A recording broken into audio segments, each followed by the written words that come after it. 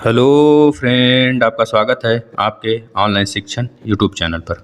दोस्तों, आज तीसरा टेस्ट होगा सामाजिक अध्ययन का, जिसमें हम लोग पिछले क्लास जितने भी यूरोपीय शक्तियों का किए थे और कुछ ज्योग्राफी के भी क्वेश्चन हैं। जैसा कि आपको पता है, हम लोग जियोग्राफी स्टार्ट कर दिए हैं, तो कुछ जियोग्राफी के भी क्वेश्चन इसमें डाले हुए हैं। और पिछला जितना भी यूरोपीय शक्तियाँ, यूरोपियों का आगमन, जितने भी कार्य किए गए थे गवर्नर जनरल द्वारा, उस सब पे क्वेश्चन बनाया गया है। आपके सिलेबस से क्वेश्चन है, पवन सीरीज से क्वेश्चन है, जहाँ से आपके यहाँ क्वेश्चन आते हैं उसी जगह से क्वेश्चन लिया गया है। तो चलिए हम लोग एक एक करके क्वेश्चन को देखते चलेंगे।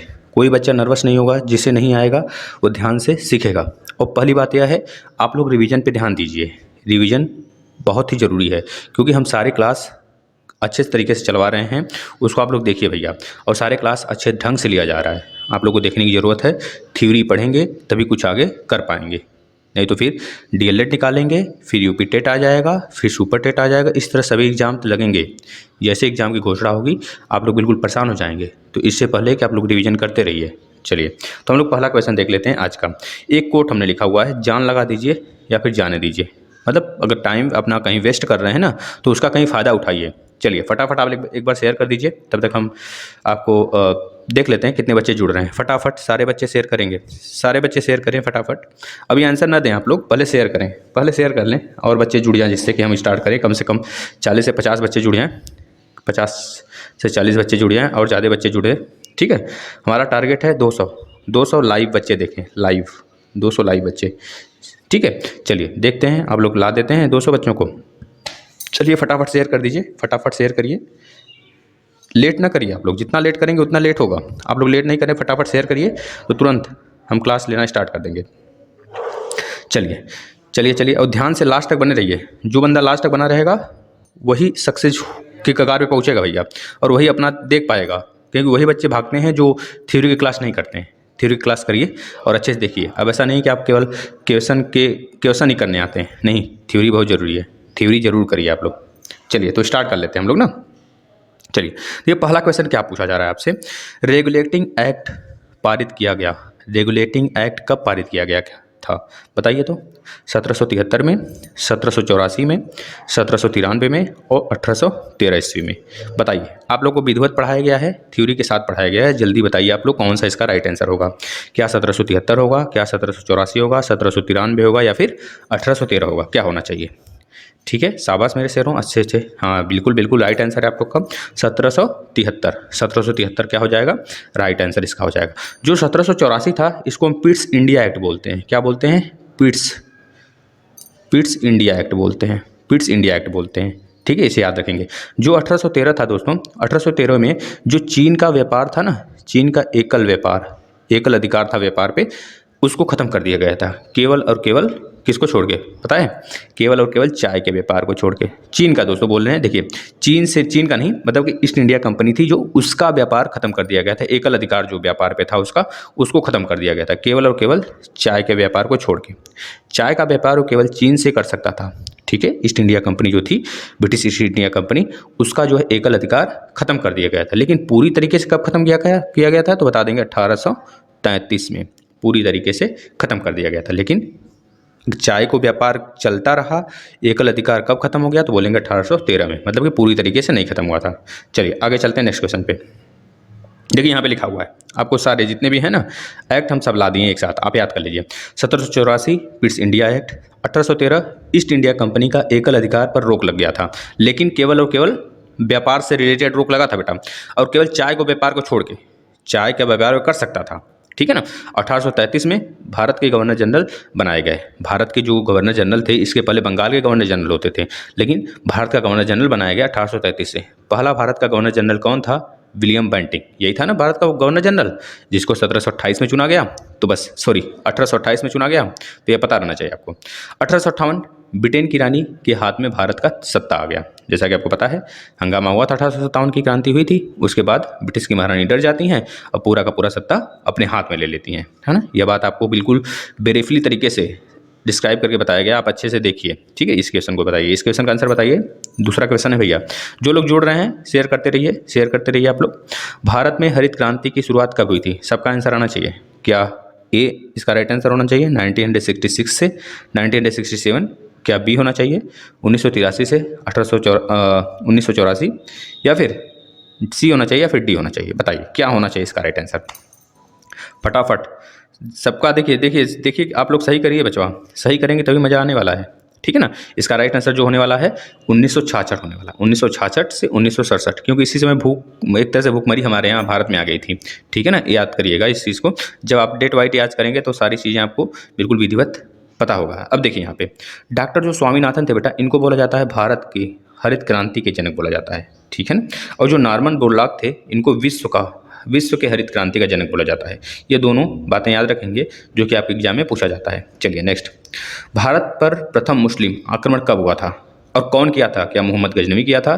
कौन किया था? अब बताएंगे इसको, क्योंकि इसके बाद ही आपको पता है 1206 के आसपास से आपका दिल्ली सल्तनत स्टार्ट हो गया था, जिसमें कि गुड़ खा तू सैलो यानी कि गुलाम वंश, खिलजी वंश, तुगलक वंश, सैयद वंश, लोधी वंश।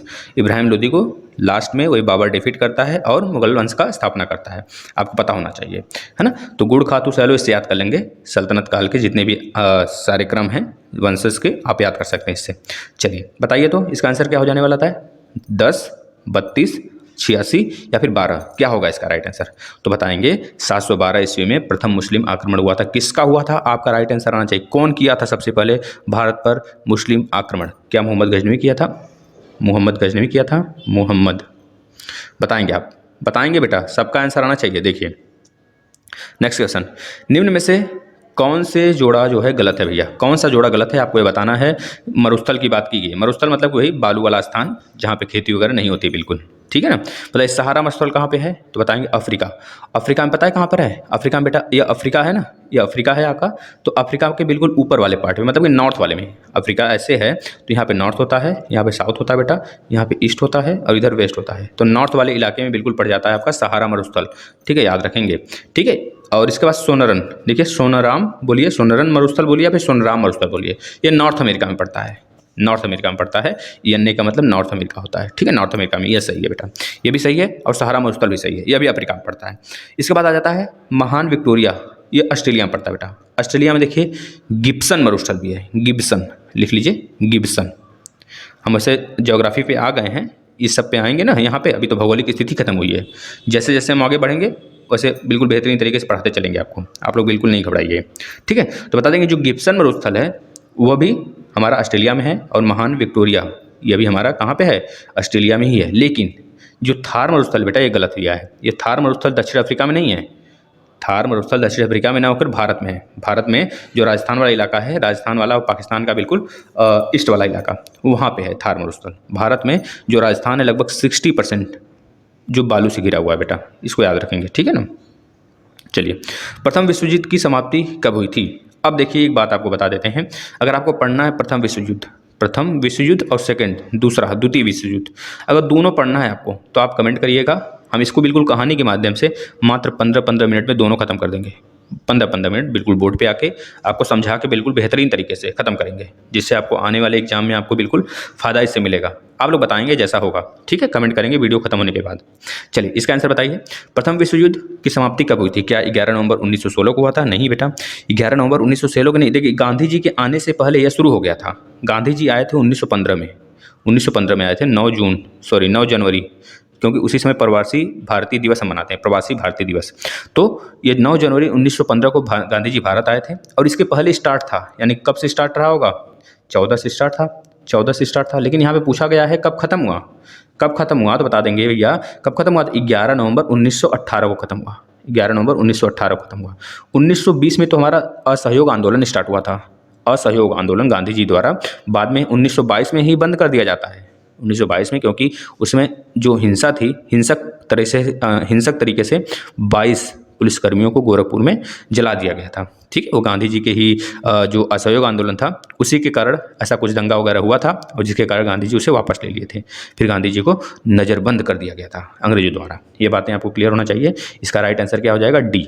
चलिए नेक्स्ट, दूरी राष्ट्रों का नेतृत्व किसने किया? देखिए बेटा हम फिर से बोल रहे हैं, अगर आपको पढ़ना है सेकेंड वर्ल्ड वार और फर्स्ट वर्ल्ड वार दोनों, अगर दोनों पढ़ना है तो बताइएगा, कमेंट आना चाहिए सबका।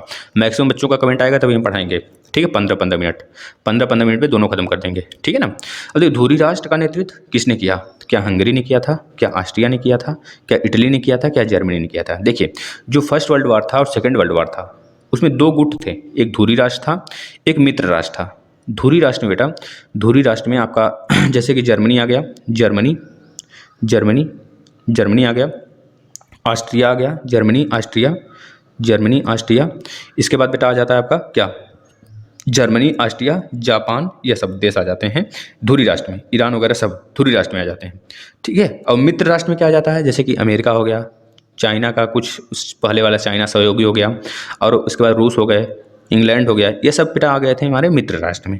तो इस तरह दो गुट बना था, याद रखेंगे। इसमें क्या बोला है कि धुरी राष्ट्रों का नेतृत्व किसने किया था? तो धुरी राष्ट्रों का नेतृत्व जर्मनी ने किया था, याद रखेंगे।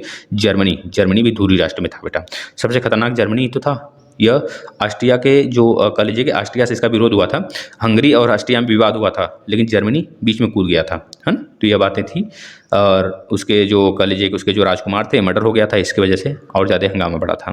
वो शांत हो जाता, लेकिन जर्मनी इसको भड़काना चाहता था, एक तरह से आग। जर्मनी जो इस समय यूएसए पावरफुल है, उस समय जर्मनी हुआ करता था पावरफुल, है ना। तो आपको बताएंगे, अगर आप कहेंगे तो इस पर एक वीडियो बना दिया जाएगा। इसका राइट आंसर क्या हो जाएगा? Option D. बताइए नेक्स्ट, विश्व का सबसे प्राचीन देश कौन सा है? तो नेक्स्ट बहुत इजी क्वेश्चन है और बहुत ही बेहतरीन क्वेश्चन है। विश्व का सबसे प्राचीन देश कौन सा है? देखिए, हम आपके लिए क्या क्या लाते हैं, देश भी लिखे हैं, देश का कैपिटल भी लिखे हैं, देश भी लिखे हैं, देश का कैपिटल भी लिखे हैं, जिससे आप आसानी से याद कर सको। लेकिन आप लोग शेयर नहीं करते हैं। एक बार सारे बच्चे शेयर कर दीजिए, सारे बच्चे शेयर करिए, जिससे कि और बच्चे जुड़ जाएं। क्योंकि देखिए, आज संडे है और आप लोग नहीं जुड़ेंगे तो हमको अच्छा नहीं लगेगा। आप लोग जुड़िए ज़्यादा से ज़्यादा संख्या में, है ना। आप देखिए वीडियो, परेशान न होइए, आपका एग्जाम बहुत जल्द होगा, इतना समझ लीजिए। सभी लोग बैठेंगे, नियामक कुछ ना कुछ जरूर करेगी, ठीक है। आप लोग बिल्कुल चिंता ना होइए पेपर को लेकर। चलिए नेक्स्ट बताइए, इसका क्वेश्चन का आंसर बताइए क्या होगा? नेपाल होगा कि चीन होगा कि जापान कि ब्रिटेन? तो आप बता देंगे बेटा जापान होगा। जापान का कैपिटल टोक्यो, चीन का कैपिटल बीजिंग और नेपाल का कैपिटल काठमांडू, ब्रिटेन का कैपिटल लंदन। ये चीज़ें आपको पता होना चाहिए। तो जापान इसका राइट आंसर हो जाएगा, जो कि सबसे प्राचीन देश के नाम से जाना जाता है। जापान में मोस्ट जो सबसे बड़े आइलैंड है 4 हैं, ठीक है। बता देंगे होकाइडो, होन्शु, शिकोकू, क्यूशु। 4 सबसे बड़े आइलैंड है, सबसे बड़ा होकाइडो है, मतलब कि इस क्रम से है, सबसे ऊपर होकाइडो है, फिर होन्शु है, फिर शिकोकू है, फिर क्यूशु है।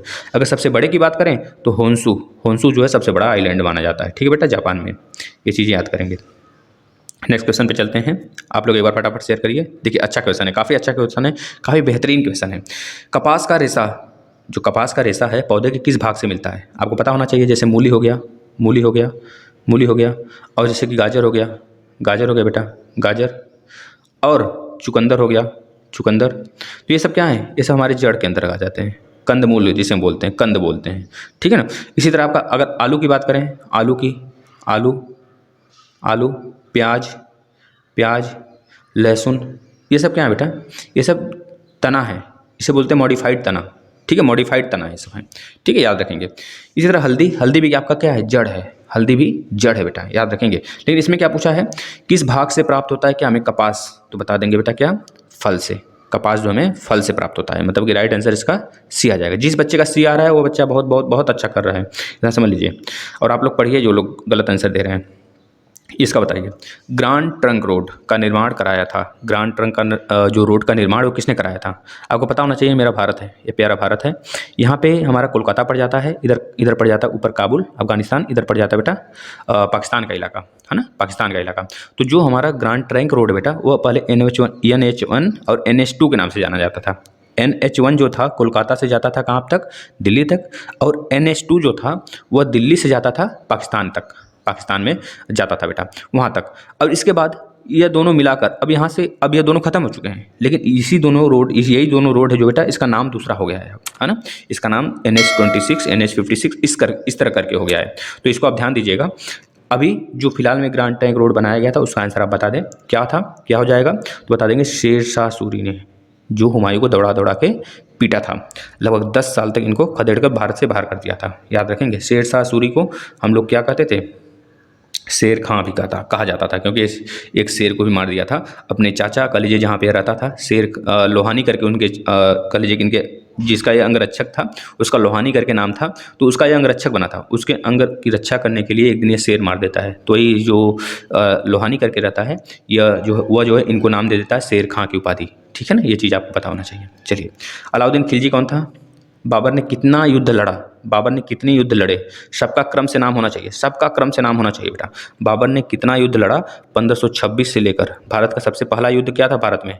भारत बाबर का सबसे पहला युद्ध कौन सा था? बताएंगे, बाजौर की लड़ाई। बाजौर की लड़ाई थी। कब थी? 1519 में सबसे पहले इन्होंने किया था और जीता भी था उस अभियान को। ठीक है, यह चीज़ आपको पता होना चाहिए। और क्रम से 1526 से लेकर 1529 तक, 26, 27, 28, 29 सारे लड़ाइयों का नाम लिखेंगे आप, कौन कौन सी लड़ाई थी क्रम से। देखते हैं कितने बच्चे लिखते हैं। चलिए नेक्स्ट क्वेश्चन पे चलते हैं। अंग्रेजों तथा फ्रांसीसियों के मध्य कर्नाटक में कितने युद्ध हुए? अब देखिए, कर्नाटक में जो अंग्रेजों और फ्रांसीसियों के मध्य हुए थे बेटा युद्ध, वो 3 हुआ था। कौन कौन सा हुआ था अंग्रेजों और फ्रांसीसियों के मध्य?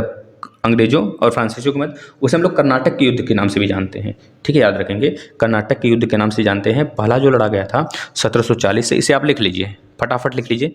पहला जो कर्नाटक का युद्ध था 1740 से लेकर 1748 तक था, जिसमें एक्स ला चैपल की संधि हुई थी। यह अड्यार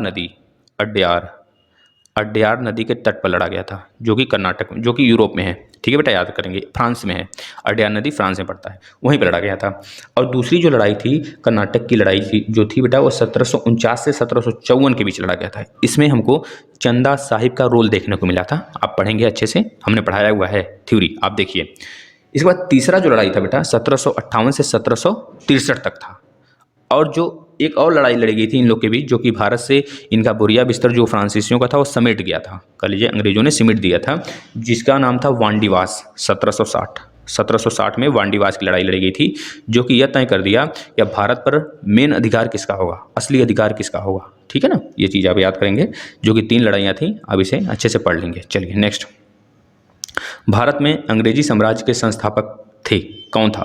अंग्रेजी साम्राज्य का संस्थापक कौन था? वही तो था जो पहला आपका जो बक्सर का युद्ध लड़ा था, प्लासी का युद्ध। तो प्लासी का युद्ध सबसे पहले कौन लड़ा था बताइए?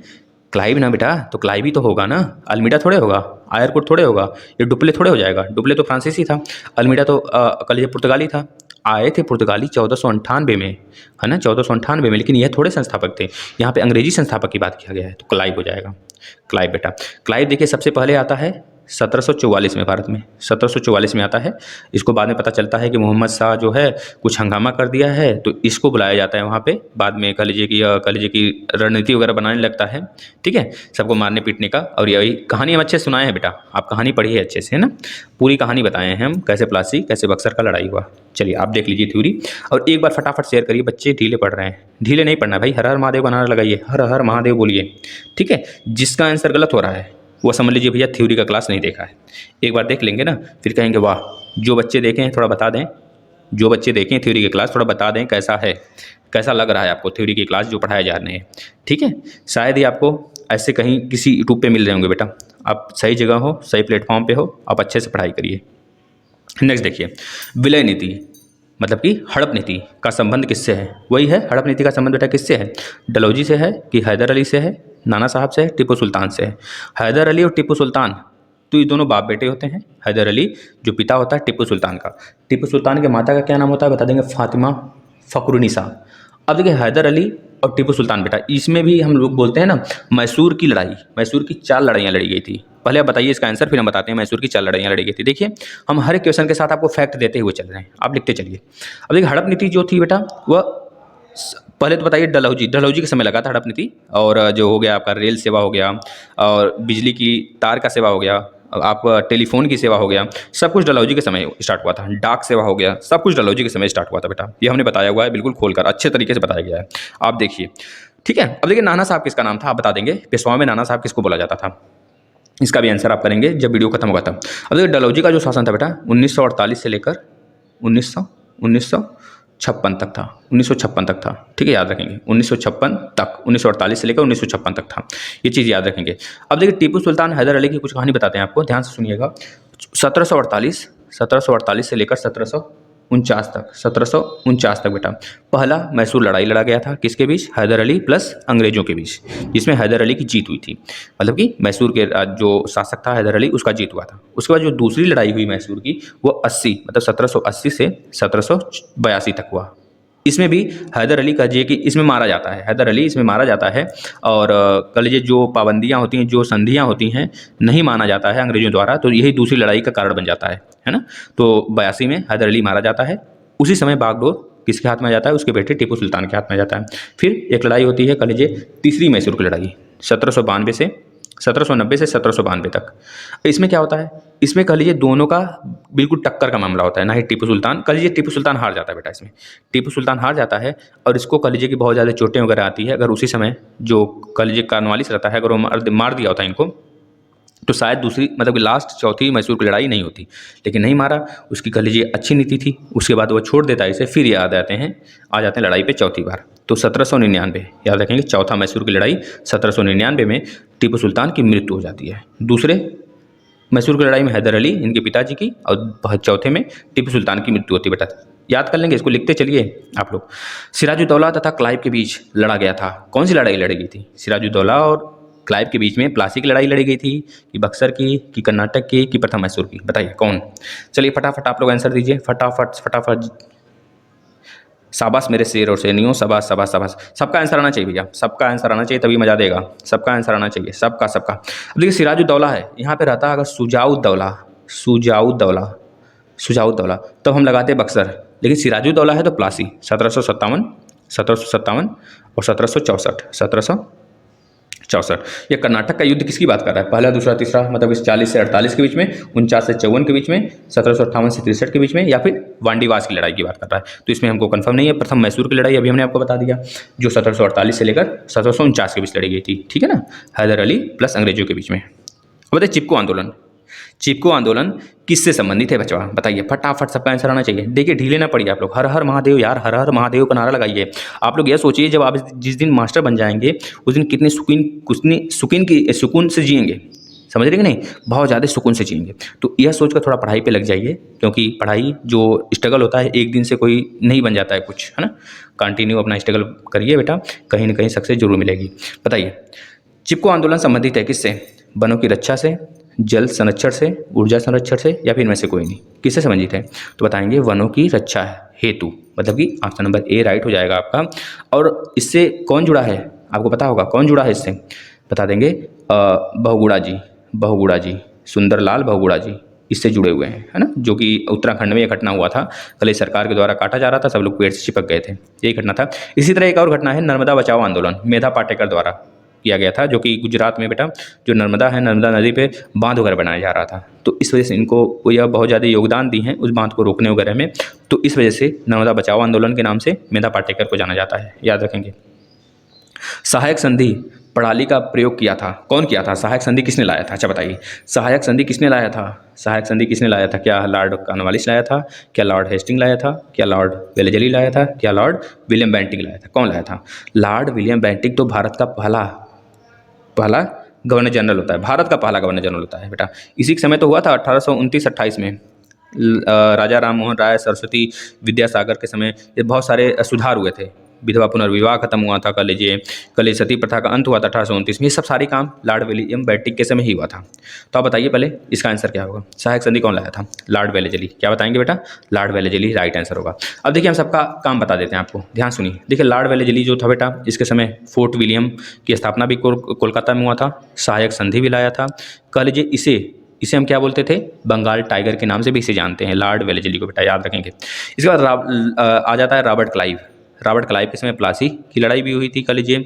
इसके समय आपका इलाहाबाद की संधि हुई थी, है ना, इलाहाबाद की संधि भी इसी समय हुई थी। दूसरी बार आया था, पहली बार आया था 1744 में, दूसरी बार 1764 में आता है, 1764-65 में आता है बेटा, ठीक है। उसी समय इलाहाबाद की संधि होती है, और द्वैध शासन भी यही लगाया था, जो क्लाइव था ना, यही द्वैध शासन लगाया था। और लॉर्ड हेस्टिंग्स बंगाल का गवर्नर जनरल बनते ही ये द्वैध शासन हटा देते हैं, यह बात आपको पता होना चाहिए, ठीक है ना। अब देखिए विलियम बेंटिक की बात कर लेते हैं। विलियम बेंटिक के समय आपको बता दिया हमने क्या क्या हुआ था, देश सुधार कानून भी लाए थे या, ठीक है ना।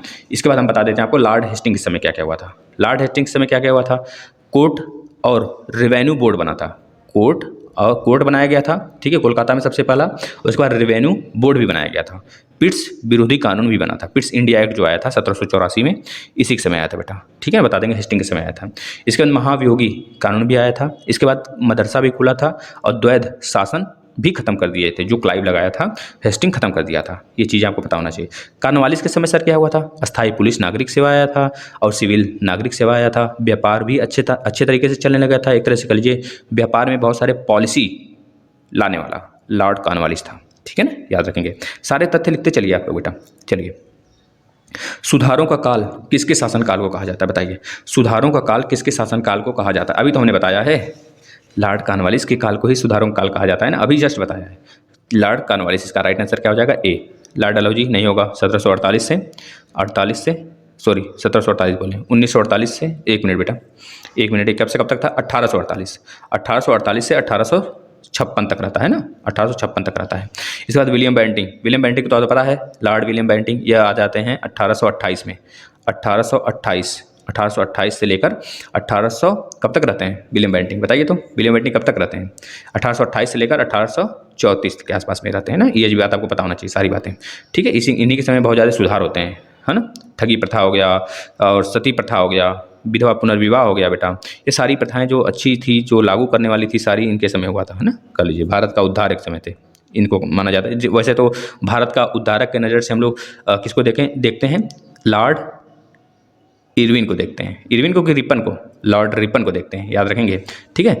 मेयो रिपन, है ना, मेयो के बाद रिपन आता है ना, वायसराय, तो रिपन को भारत का उद्धारक की संज्ञा देते हैं। यह बात हमने बताई हुई है बेटा। आप देखिए, पिछला वीडियो रिवीजन करिए भैया, सारे बच्चे बताएं कम से कम यह कि जो उनको कराया जा रहा है थ्योरी का क्लास कैसा लग रहा है। सारे बच्चे बताएंगे, जैसे कि और बच्चों को पता चल सके जो नए बच्चे हैं। एक बार आप अच्छा कर फिर शेयर कर दीजिए, ढीले नहीं पड़िए, ढीले नहीं पढ़ना है, शेयर करिए। इलाहाबाद की संधि किस युद्ध के बाद हुई थी? किस युद्ध के बाद? जाहिर सी बात है 1764 में बक्सर का युद्ध हुआ था, 1764 में बेटा। और इसी समय बक्सर के युद्ध के बाद ही इलाहाबाद की संधि हुई थी। किसके साथ हुई थी? जो बक्सर का युद्ध था, बता देंगे, शुजाउद्दौला जो बेटा अवध का नवाब था। इसके बाद शाह आलम द्वितीय जो आपके मुगल कलीजे थे उस समय।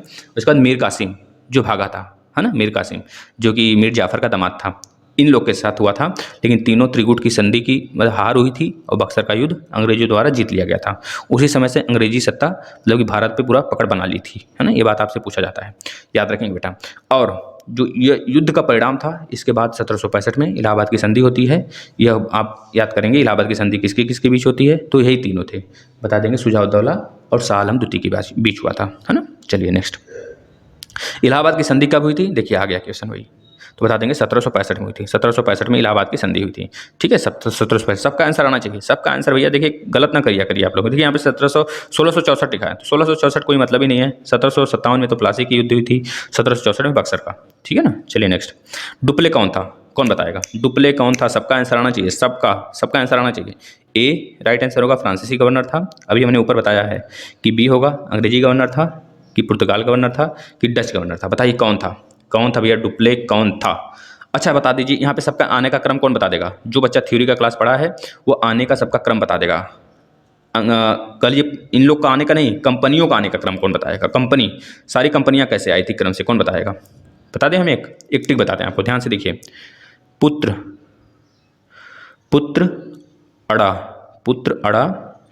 अड़ा, डैड फंसा। स्टिक से आप याद कर लेंगे, जो पी फार है बेटा, स्टिक को पहले लिख लीजिए, पुत्र अड़ा डैड फंसा। अब देखिए कंपनी का आने का क्रम बता रहे हैं आपको। जो पुत्र से हो गया पुर्तगाल, 1498 में आया बेटा। अ से क्या हो गया? अंग्रेज, 1600 में आए। डा से क्या हो गया? डच, 1602 में आए। डैड से क्या हो गया? डेनिस, 1616 में आए। फ से क्या हो गया? फ्रांसीसी, 1664 में आए और 1665-67 में अपनी कंपनी भी बना लिए। और सा से क्या हो गया? स्वीडिश कंपनी आई, ठीक है, जो कि 1731 में आई। बस यही था ट्रिक, आप याद कर लेंगे। अब बता दीजिए इसका आंसर। जो डुप्ले था बेटा वो कौन था पता है? डुप्ले कौन था? डुप्ले एक फ्रांसीसी गवर्नर था, ठीक है, याद रखेंगे। पुर्तगाली कब आए थे? 1498 में सबसे पहले। कौन आया था आपका? कालीकट पे कौन आया था बेटा? कौन आया था? नाम बता दीजिए। वास्को डी गामा आए थे। उनका जो कह लीजिए भव्य तरीके से उनका स्वागत कौन किया था? राजा जमोरिन किए थे, हिंदू राजा थे बेटा, ठीक है। इसके बाद मसाला ले जाता है पुर्तगाली, जो वास्को डी गामा होते हैं। 1 रुपये का दाम 60 रुपये में है, वहाँ जाके कमाते हैं। इस वजह से बहुत सारे लोग आने लगते हैं। ये सारा तथ्य हमने बताया हुआ है, आप बिल्कुल भी थ्योरी की क्लास नहीं मिस करिए। हम कह रहे हैं आप रिवीजन करिए, पेपर तो होना ही होना है। अपने को जो स्ट्रांग बनाइए, पेपर आ गया तो फिर चिल्लाने लगेंगे सर, दौड़ने लगेंगे आप कि सर करा दीजिए, ये करा दीजिए, वो करा दीजिए। ऐसा नहीं बेटा, आप लोग शुरू से पढ़िए, ठीक है ना। अपने अंदर थोड़ा एनर्जी लाइए। चलिए चलिए फटाफट एक बार इसे 2 बार शेयर कर दीजिएगा। और रिवीजन, अच्छा अभी और है आगे, 1 मिनट बेटा, अभी आगे है एक पेज, 1 मिनट, हम सोचे खत्म हो गया। देखिए प्रसिद्ध गिर वन कहाँ स्थित है, बता दीजिए। तो जो प्रसिद्ध गिर वन है, गिर नेशनल पार्क है, वो कहाँ पे है? गिर नेशनल पार्क वो कहाँ पे स्थित है, बता दीजिए फटाफट। सभी लोग बताएंगे गिर नेशनल पार्क कहाँ पे स्थित है। बताइए तो, गिर नेशनल पार्क कहाँ पे स्थित है, कौन बताएगा? गिर नेशनल पार्क कहाँ पे स्थित है, कौन बताएगा भैया? गुजरात में स्थित है। गुजरात में, गुजरात के कच्छ वाला इलाका देख रहे हैं, वहाँ पे गिर नेशनल पार्क स्थित है। गिर नेशनल पार्क में जंगली गधा पाया जाता है। और गिर के पास मतलब गुजरात में कच्छ एक जिला है बेटा। कच्छ पूरे भारत का सबसे बड़ा जिला है। माहे जो है पौंडीचेरी का एक जिला है, जो कि सबसे छोटा जिला है। हमने ज्योग्राफी में बता रखा है आपको ये सारी बातें। अब देखिए गिर बेटा गुजरात में है और यहाँ पे जंगली गधा पाया जाता है, ठीक है, ये बातें आपको पता होना चाहिए। और जो यहाँ पे नमक बनता है कच्छ में, वो पूरे भारत के साथ साथ बेटा हम लोग निर्यात भी करते हैं, बाहर भी भेजते हैं, है ना। उसे हम लोग क्या करते हैं, एक्सपोर्ट करते हैं बाहर की तरफ। अब देखिए अरुणाचल प्रदेश में याद रखेंगे दम्फा, दम्फा नेशनल पार्क, दम्फा नेशनल पार्क बेटा, दम्फा याद रखेंगे। उड़ीसा में, उड़ीसा में क्या है, उड़ीसा में बता देंगे भितरकनिका है, सिमलीपाल नेशनल पार्क है, ठीक है। मध्य प्रदेश में क्या है, मध्य प्रदेश में बता देंगे जैसे कि आपका बांधवगढ़ हो गया, बांधवगढ़ हो गया, और आपका बहुत सारे कह लीजिए पन्ना नेशनल पार्क हो गया, ठीक है। ये सारे जो नेशनल पार्क है बेटा वो मध्य प्रदेश में स्थित हैं। बहुत सारे हैं, लगभग 10 नेशनल पार्क यहाँ पे स्थित हैं, है ना। चलिए आगे चलते हैं। मध्य प्रदेश को टाइगर प्रदेश भी बोला जाता है, सोया प्रदेश भी बोला जाता है, क्योंकि यहाँ पे सोयाबीन बहुत ज़्यादा पाया जाता है। नेक्स्ट, रॉबर्ट क्लाइव भारत कब आया था? देखिए आ गया क्वेश्चन। इसको कितनी बार हम ऊपर भी बता सकते हैं बेटा, 1744 का राइट आंसर। कोई भी गलत नहीं करेगा, कोई बंदा गलत किया तो भैया बहुत मुझसे बुरा कोई नहीं होगा। आप लोग शेयर करिए, फटाफट शेयर करिए। चलिए तो नेक्स्ट क्वेश्चन, वारन हेस्टिंग्स को बंगाल का गवर्नर नियुक्त किया गया, कब नियुक्त किया गया था वारन हेस्टिंग्स को बंगाल का गवर्नर? अब देखिए बंगाल का गवर्नर की बात कर रहा है बेटा, वारन हेस्टिंग्स बंगाल का पहला गवर्नर था। कौन से एक्ट के थ्रू? 1773 जो आया था बेटा आपका रेगुलेटिंग एक्ट, उसी के थ्रू गवर्नर मतलब क्लाइव को हटाकर, क्लाइव को गवर्नर के पद से हटाकर उसको क्या किया गया, मतलब कि एक पद बना दिया गया हम लोग बंगाल गवर्नर जनरल, बंगाल का गवर्नर जनरल। अब उस पोस्ट पे सबसे पहले आने वाला था आपका वारन हेस्टिंग्स 1773, याद रखेंगे, ठीक है ना। चलिए 1773 में इसको बनाया गया। नेक्स्ट क्वेश्चन, बंगाल में द्वैध शासन को किसने समाप्त किया? बंगाल में द्वैध शासन लगाने वाला क्लाइव था, समाप्त करने वाला वही बंगाल का पहला गवर्नर जनरल। क्या नाम था उसका, क्या नाम था भैया? क्या रॉबर्ट क्लाइव था, क्या वारन हेस्टिंग्स था, क्या कॉर्नवालिस था, कि लॉर्ड डलहौजी था? बताइए कौन था? तो बता देंगे Warren Hastings is right answer, option number A, ठीक है ना। कॉर्नवालिस तो पुलिस हो गया, पुलिस प्रशासन हो गया बेटा। कॉर्नवालिस के इसमें बहुत सारे काम होते हैं, आपको याद रखना चाहिए ये सब। जैसे पुलिस प्रशासन हो गया कर लीजिए, और आपका सिविल सेवा हो गया, और व्यापार में कोई पॉलिसी, सारे पॉलिसी बनाना व्यापार की, है ना। सिविल सेवा कर लीजिए, निजी व्यापार करना, निजी व्यापार का अधिकार जो हो गया था, व्यापार में बहुत ज़्यादा पॉलिसी लाना और सिविल सेवा स्टार्ट करना, ये सब किसको माना जाता है? कॉर्नवालिस को ही माना जाता है बेटा, सिविल सेवा का जनक कहते हैं इसे, है ना, याद रखेंगे। लेकिन सिविल सेवा सबसे पहले किस देश में लागू हुआ था? बताएंगे चीन बेटा, है ना। चलिए यह था आपका लास्ट क्वेश्चन। फटाफट आप एक बार शेयर कर दीजिए और 1-2 बार वीडियो को फिर से देख लीजिएगा बेटा। हम आपको बहुत सारे फैक्ट दिए हैं, आपका हम समझ रहे हैं कि आपको अच्छे लेवल का कंटेंट दिया जा रहा है, इतना समझ लीजिए। चलिए शेयर कर दीजिए फटाफट और तैयारी में जुड़ जाइए। धन्यवाद।